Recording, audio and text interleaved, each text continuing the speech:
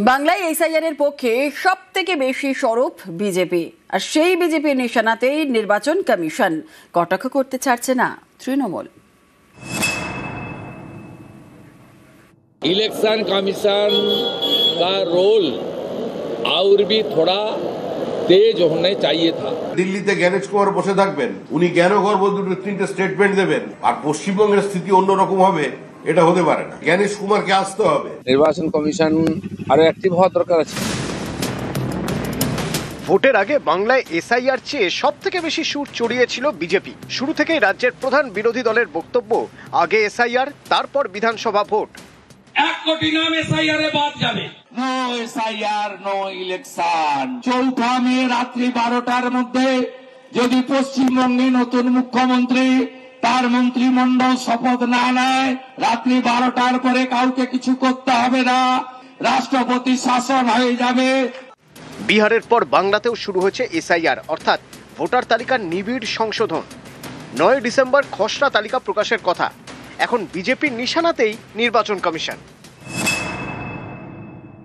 Election commission का role और भी थोड़ा तेज होने चाहिए था, लेकिन इलेक्शन कमीशन जो डिपेंड कर रहा है स्टेट मशीनरी के ऊपर, स्टेट मशीनरी सीधा सीधा धांधली का साथ जुड़ा हुआ है, मिला भगत है। বিএলওদের আজকের এই অবস্থা যদি হয়, তার জন্য তারা যে পরিস্থিতির শিকার হচ্ছে তার দায়িত্ব কিন্তু নির্বাচন কমিশনকে নিতে হবে। নির্বাচন কমিশন দিল্লিতে জ্ঞানেশ কুমার বসে থাকবেন, উনি জ্ঞানগর্ভ দুটো তিনটে স্টেটমেন্ট দেবেন, আর পশ্চিমবঙ্গের স্থিতি অন্যরকম হবে, এটা হতে পারে না। জ্ঞানেশ কুমারকে আসতে হবে। কি অবস্থায় বিএলওরা আছে তাদের দেখতে হবে। দুজন প্রতিনিধি পাঠালে চলবে না।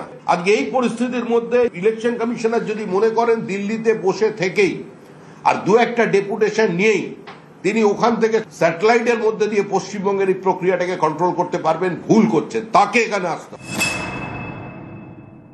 নির্বাচন কমিশন আরো অ্যাক্টিভ হওয়া দরকার আছে। মানুষ কনফিউজ আছে এবং যারা এই ধরনের বিরোধিতা করছে তাদেরকে একবার শিক্ষা দেওয়ার দরকার আছে। তবে কি এসআইআর ঘিরে যে সম্ভাবনার কথা বিজেপি মনে করেছিল তা কাজে আসছে না বলেই এই আক্রমণ? যত দিন যাচ্ছে বিজেপি এটা বুঝতে পারছে যে এসআইআরটা ব্যাকফায়ার হয়ে যাচ্ছে, বুমেরাং হচ্ছে। এই মডেল এখানে সাকসেসফুল হবে না, এটা বিজেপি বুঝতে শুরু করেছে। বাংলার মাটি দুর্জয় ঘাঁটি, এ মাটিতে কোনো ষড়যন্ত্রের কোনো স্থান নেই। এটা বুঝতে পেরেই শ্রমিক ভট্টাচার্যকে বলতে হচ্ছে যে জ্ঞানেশ কুমার দিল্লিতে বসে জ্ঞানগর্ভ ভাষণ দিলে চলবে না। নিউজ 18 বাংলা।